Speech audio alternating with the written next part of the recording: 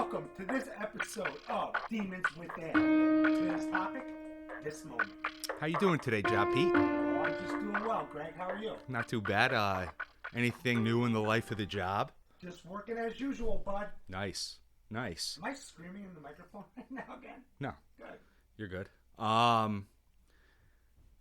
Just working in the life of the job, eh? Yeah, just working. I got a few good projects I'm working on. Nice. We'll share those on here, but Yeah, for now, though, we might have to just keep that one in the bank vault of the mind. Yes, sir. Yeah, I've had an interesting couple days. I cut my finger. Just a little slice, that's it. Doesn't really hurt or anything. And it hasn't prevented me from doing anything. Like, I worked out with it, hard workout, deadlifts. It was fine. But there's one thing that it really messes up.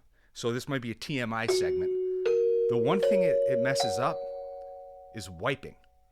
When I poop, I have to use a 3-finger wipe.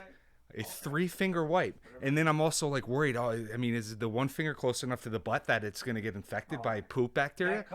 I know. And it's like the 3-finger wipe. It's like I'm not accustomed to it. I don't have the muscle memory. Normally wiping is an automatic process. Right. Like I don't think about the wipe. I look at the paper after and, I make sure that there's no more poop when I finish wiping. Greg, what's this have to do with the podcast today? Well, in this moment, I'm concerned about wiping. It's like I never thought a finger injury would make me actually want to eat a bland diet, but I gotta keep things clean in there. But yes, little off topic. That's good. Can I see the finger again? Oh. Just make sure there's. Band-Aid job. Thanks, Job.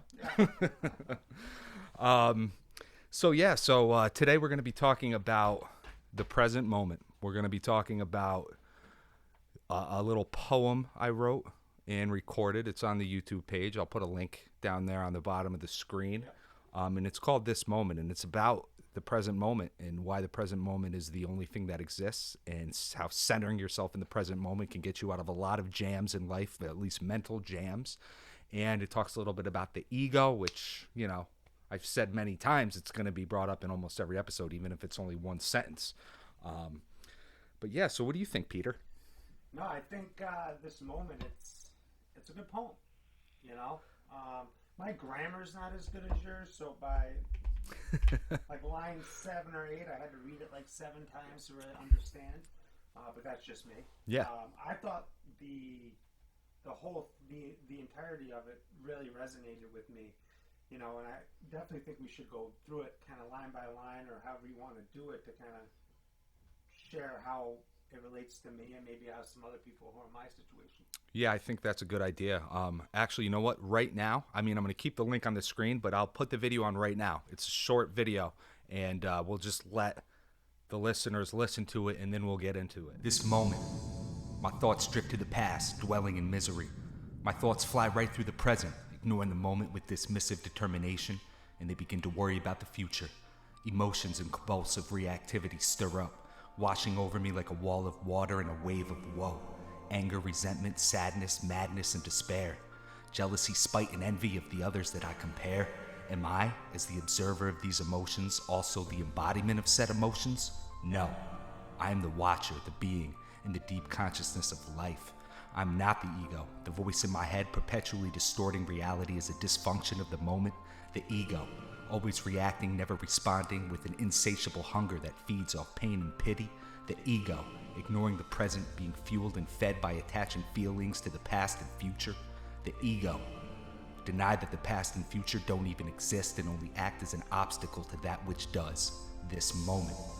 I'm the consciousness that is aware of the ego. I am separate and I am alive. Men are not disturbed by things, but by their perception of them. Things actually happen. Perceptions do not. Things happen and that is it.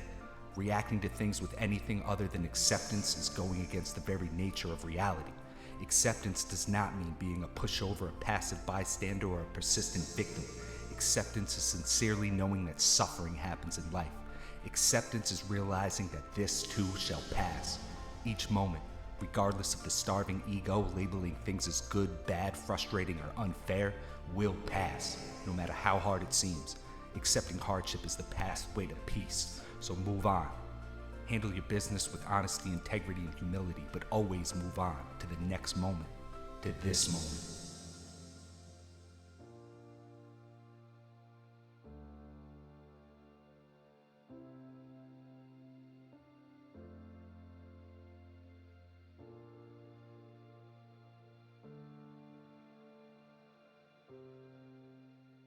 And we're back. And we are back. This moment. So yeah, I don't know if you want to start. I mean, the first couple lines, it's, this moment, my thoughts drift to the past, dwelling in misery. My thoughts fly through the present, ignoring the moment with dismissive determination, and they begin to worry about the future. Yeah, I mean, that pretty much sounds like my life, Greg. Yeah. My thoughts drift to the past, dwelling in misery. Like I said before, I have PTSD, so I'm constantly, one of my biggest faults is thinking of the past and thinking that it's going to repeat itself every single day in the future.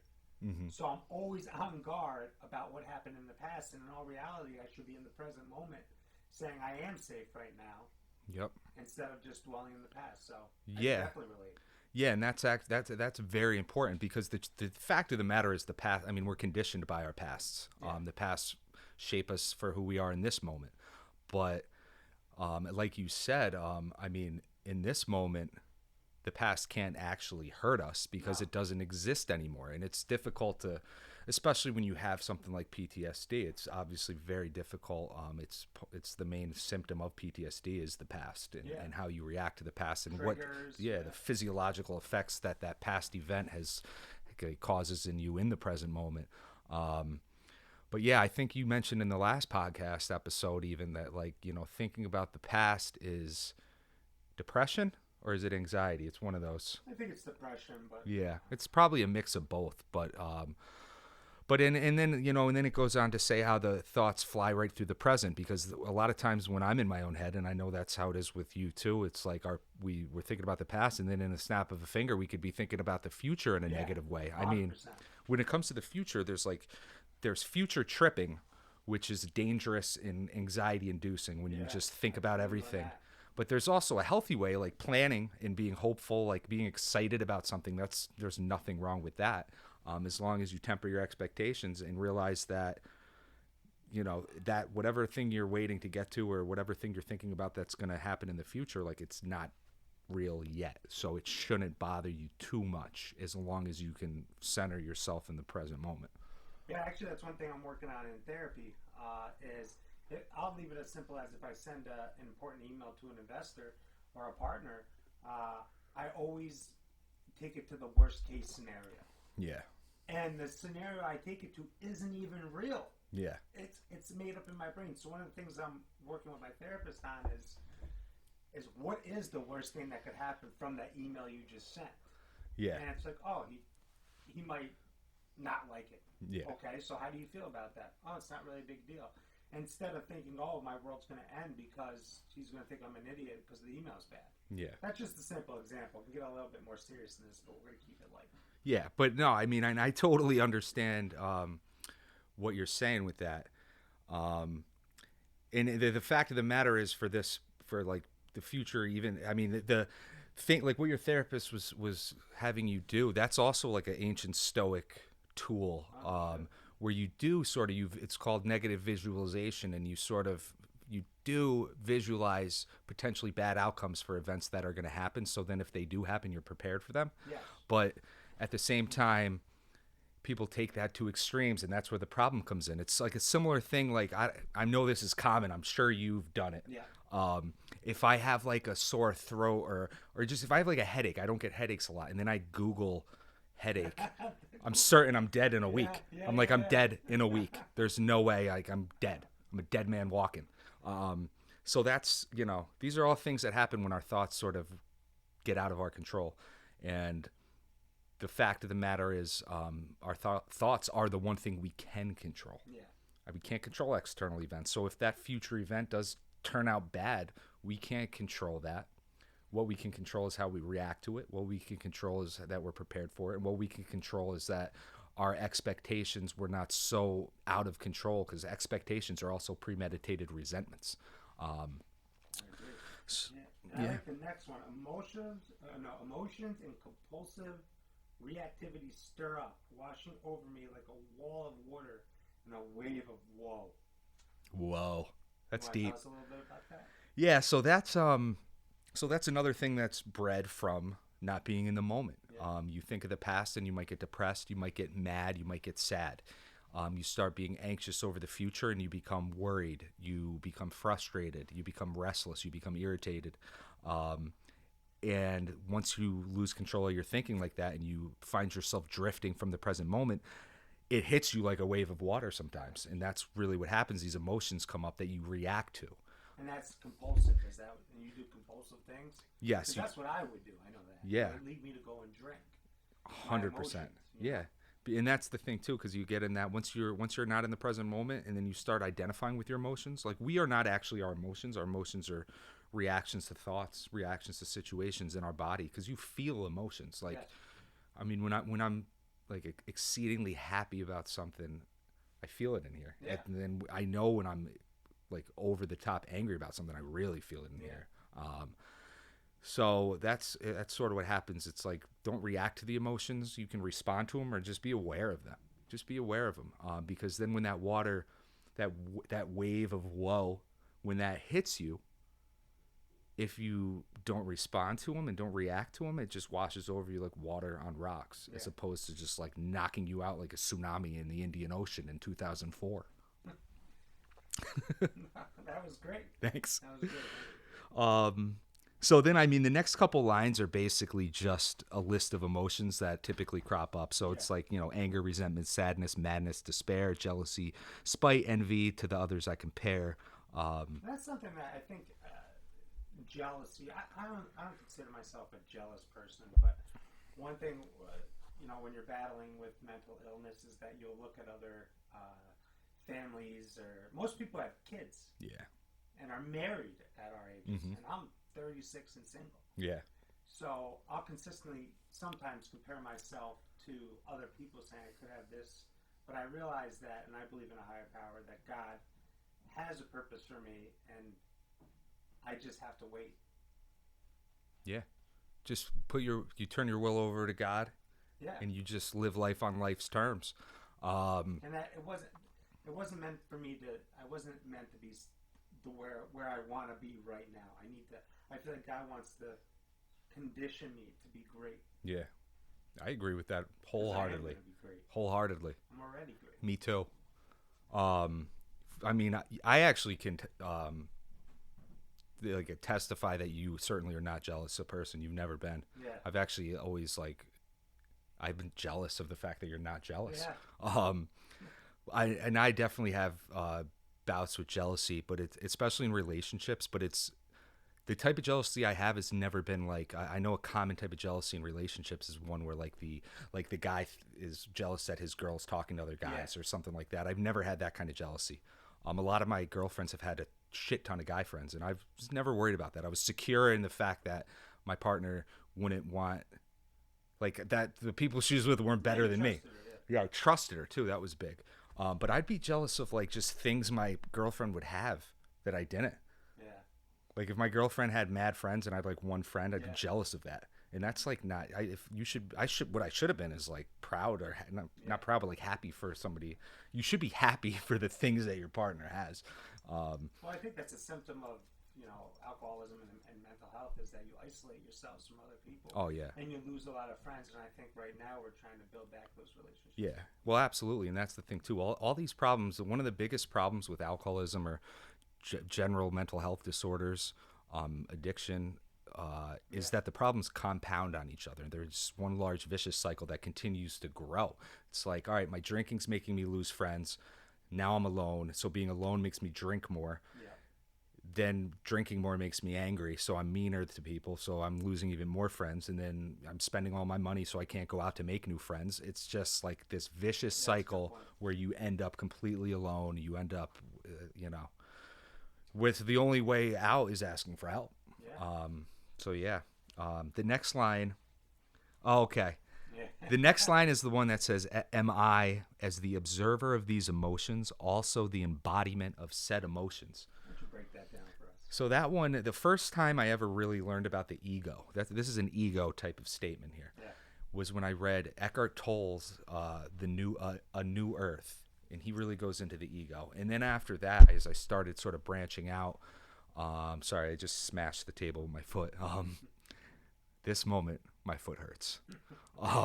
So then I started branching out, and that's when I just really dove in head first and was like, this is like, I became so passionate about this stuff. But basically, what he says is the ego. The ego is that voice in your head that's constantly comparing yourself to others. That's basically living in the past, living the future. The ego is immune to the present moment, or maybe immune's not the right word, but the ego cannot stand the present moment. The ego wants you to identify with your emotions. Basically, the ego it's the opposite of a happy life, or healthy thinking. So what we really are is the thing that is aware of the ego. We are the entity, the deep consciousness. So like right now, if you're thinking about anything, but you're also aware that you're thinking, those two things can't be the same thing. So what we are is actually that awareness. And by centering yourself in the present moment and becoming aware of everything else, and you can really identify with that, being aware of these things and not being these things, it really helps to separate you from the negativity and to center you in the present moment. Yeah, I think that's a great point. Because I used to think ego just meant you walked around with your, chest pumped out at the gym, or, I didn't know it meant that. So Yeah, I mean, and that certainly is a part of the ego. That's I mean, the ego has a desperate desire for outside validation, and the ego always wants to impress.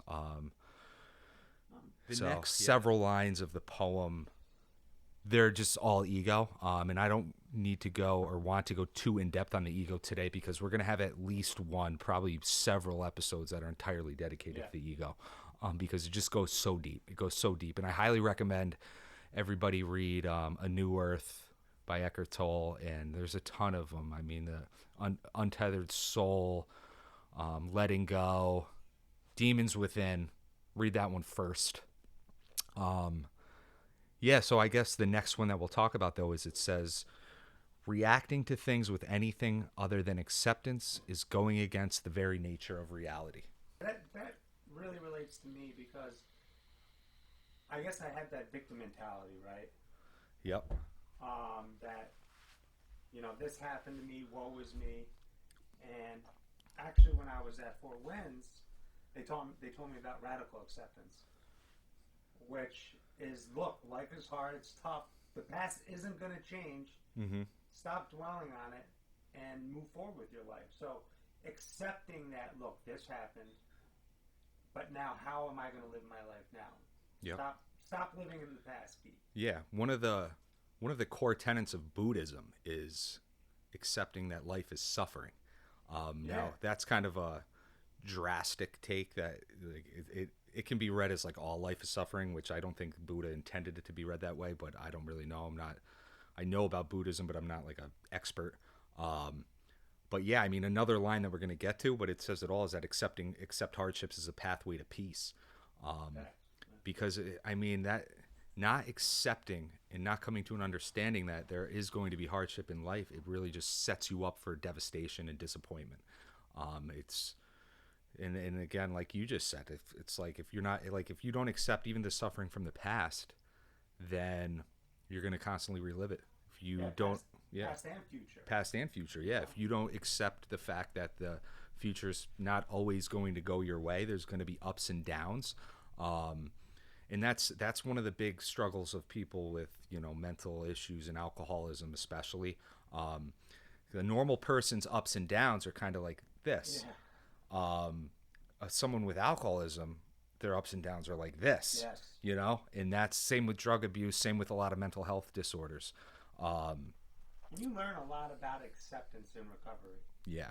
Oh yeah. All the crazy shit I did when I was drinking. Mm-hmm. You just gotta learn to accept it and move on. Yeah, you gotta accept it, and you also, I mean, this step one in Alcoholics Anonymous is admitting you're powerless over alcohol, and that your lives have become unmanageable. And admitting you're powerless over alcohol is essentially acceptance of the fact that you're an alcoholic and that you have to do work. And the only way it works is if you work it, if you work on yourself every day. So yeah, the next line. So I really actually like the next couple lines about acceptance, because a lot of times acceptance, it seems like you're giving up, but it's completely the opposite of that. I mean, like what it says here is acceptance does not mean being a pushover, a passive bystander, or a persistent victim. Acceptance is sincerely knowing that suffering happens in life, and acceptance is realizing that this too shall pass, which I know you're big on. This too shall pass. No, that's whenever I'm having any type of anxiety, and actually any type of problem, I now say this too shall pass, because it always does. Yeah. It always gets better. Yeah. You know, I remember I thought I could never overcome some of those things that I did in the past that I was really embarrassed of. Yeah. But time does heal. Mm-hmm. Yeah, I mean, time heals all. That's what they say, and it's definitely true. And you know, if you're hurting in any way or anything like that, like, time does heal, and you also have to try to use that time to help yourself heal. And that's the thing when it says about acceptance, you know, it's not being a pushover or a persistent victim, because it's absolutely not that. Like, yes, I accept that hardships are going to happen. Yes, I accept, like, things aren't going to go my way. And by accepting it, it means you're not going to get all mentally flustered. You're not going to get all down on yourself. You're not going to get all anxious. You're not going to get all depressed. But what it does mean is that you can take actions to mitigate those hardships. You can take action to make it less burdensome on you. And then at all the same time, knowing that it will pass. I mean, there's very few situations in life that you can't get yourself out of if you put in the work. And it's easier said than done. I could sit on this and talk into this microphone all day about all these principles, but the bottom line is you got to put in the work. Yeah. And you know, that's why I can proudly say that's what I've been doing, and I know that's what you've been doing. And it's paying dividends already. I mean, every day things and people, places, and things are creeping back into my life that I thought I lost forever. And it's, you know, recovery is truly a joyous thing. I mean, the first few months are incredibly difficult. Yeah. It's not, anybody who tells you it's all rainbows and butterflies, I tell that person you're a psychopath. But the truth is, it does get better. Yes. And when it does, it feels good. And then it feels good, but you got to just remember that an hour from the time it feels good, something might happen and you might start to feel bad again. And that's why you got to be prepared. And that's what this kind of stuff does. It fortifies your mind against all this bullshit. So next line up. Each moment, regardless of the starving ego, labeling things as good, bad, frustrating, or unfair, will pass. No matter how hard it seems, accepting hardship is the pathway to peace. So move on. Handle your business honestly.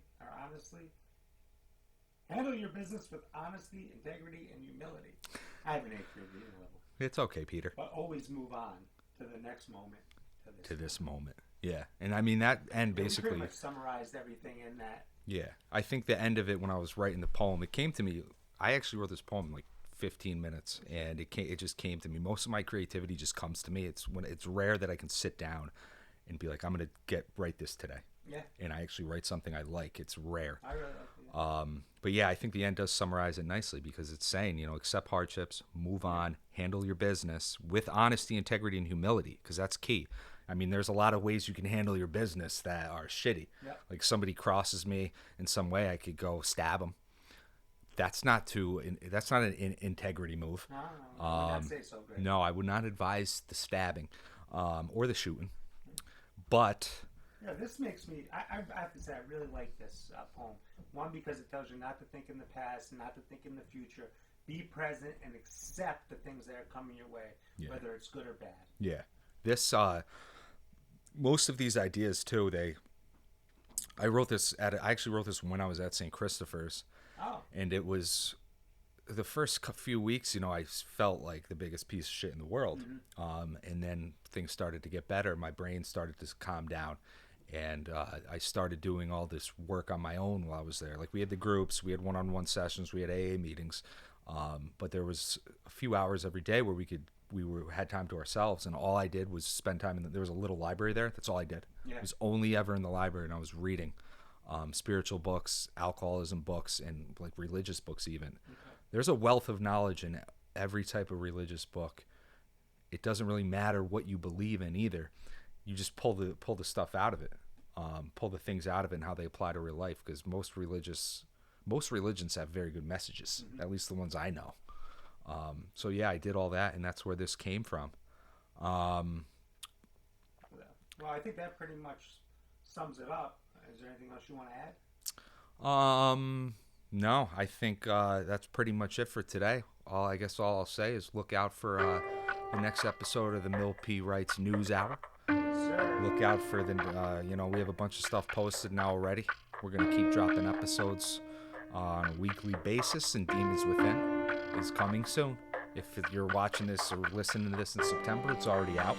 So go buy it, or I'm going to stab you. Job. Job, you is.